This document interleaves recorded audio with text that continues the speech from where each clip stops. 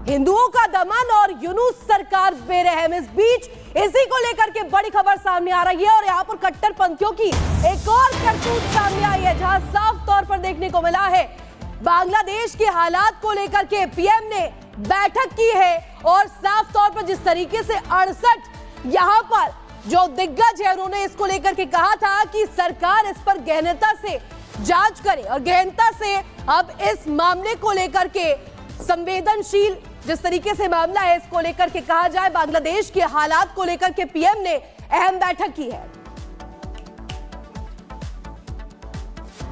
और इसी बीच एक और बड़ी खबर आपको बता दें, बांग्लादेश में मुस्लिम कट्टरपंथियों की एक और करतूत सामने आई है। सिपचर में इस्कॉन सेंटर कराया गया है। इस्कॉन सेंटर से जबरन भक्तों को बाहर निकाला गया।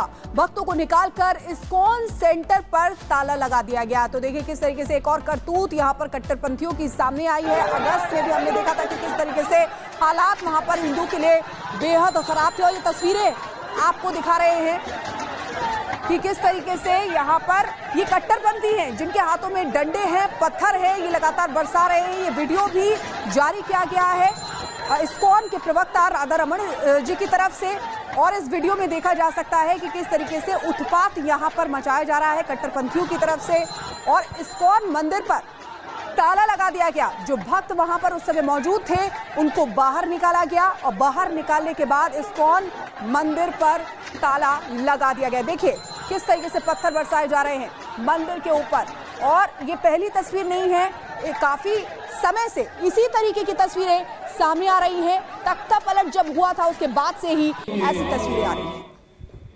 और इस वक्त मैं आपको 4 तस्वीरें दिखा रही हूं। देखिए कैसे मंदिर में तोड़फोड़ की जाती है, सड़क पर नारेबाजी इसके बाद शुरू होती है, घरों में आगजनी कर दी जाती है, चिन्मय प्रभु को गिरफ्तार कर लिया जाता है। ये जो 4 तस्वीरें हैं ये चिंता बढ़ाने वाली है कि कैसे मुस्लिम कट्टरपंथी वहां एक तरह से बांग्लादेश में लोगों के लिए, हिंदुओं के लिए रहना दुश्वार करते जा रहे हैं। माना जा रहा है कि शेख हसीना का तख्ता पलट बस एक बहाना था, असल में हिंदू निशाना है। हिंदुओं के खात्मे के लिए यूनुस की सरकार बहुत ही प्लानिंग के साथ काम कर रही है। ये 4 तस्वीरें उसकी तस्दीक भी हैं। हिंदू कम्युनिटी पर हमले हो रहे हैं लेकिन बांग्लादेश सरकार और हिंदुओं के बीच एक संस्था खड़ी हो रही है थी और वो थी इस्कॉन। इस्कॉन के संत प्रभु चिन्मय दास को हिंदुओं को एक करने को लेकर के किस तरह से गिरफ्तारी कर दी जाती है, क्या स्थिति है, एक रिपोर्ट दिखाते हैं।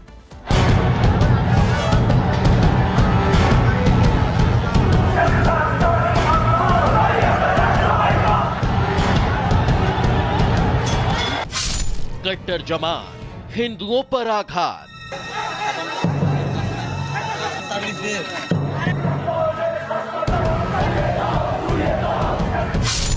बांग्लादेश में कत्लेआम, यूनुस नाकाम।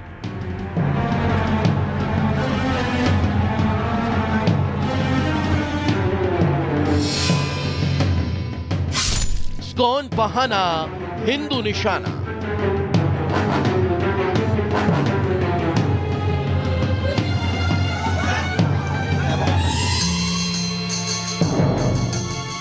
हिंदुओं पर हो रखे जुल्म की तस्दीक आप इसी से कर सकते हैं कि जहां एक तरफ उनके घर जलाए जा रहे हैं तो दूसरी तरफ जमाती उनके खिलाफ फतवा जारी कर रहे हैं। इससे भी नहीं भर रहा मन तो हिंदुओं को काटने की खुलेआम सड़क पर नारेबाजी करते नजर आ रहे हैं।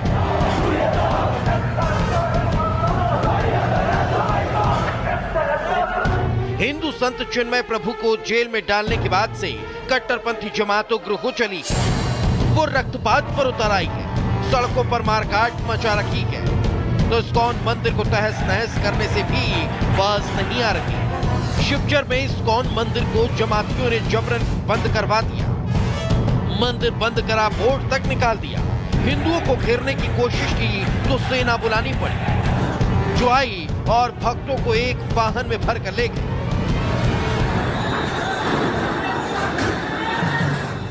दावा किया जा रहा है कि बांग्लादेश में चिन्मय कृष्णदास की गिरफ्तारी के पीछे जमात इस्लामी की साजिश है जो बांग्लादेश में बढ़ रही हिंदू एकता को लेकर बौखलाए हुए हैं। दरअसल चिन्मय प्रभु हिंदुओं के आंदोलन का नेतृत्व कर रहे थे जिसे अंतर्राष्ट्रीय समर्थन भी मिल रहा था और जमाती इससे झल्लाए हुए हैं। जमात को डर है कि अगर आंदोलन ऐसे ही तेज हुआ तो आवामी लीग को इससे बांग्लादेश की राजनीति में वापस आने का मौका मिल जाएगा।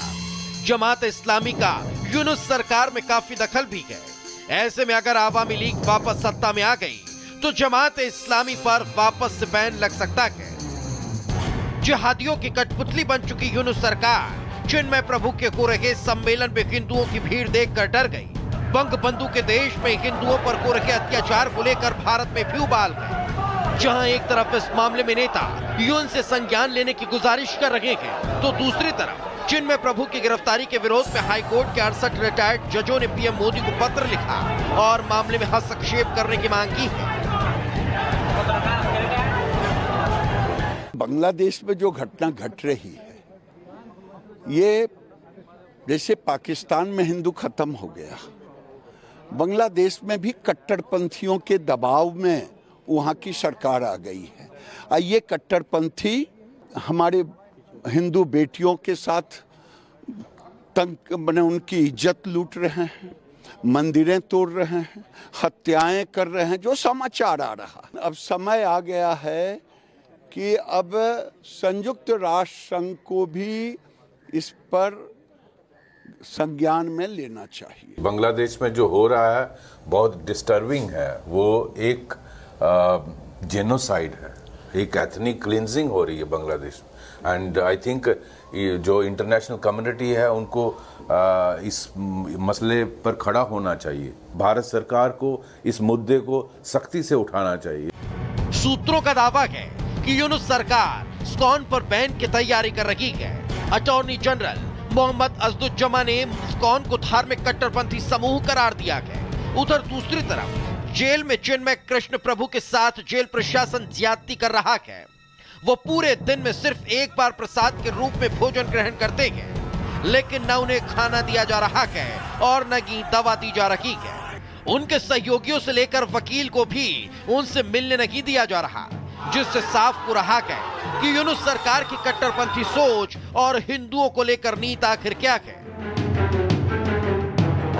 Bureau report, Republic Bharat. Delhi से बड़ी खबर, प्रशांत विहार में सुनी गई धमाके की आवाज। स्थानीय लोगों ने जोरदार धमाके की आवाज सुनी है।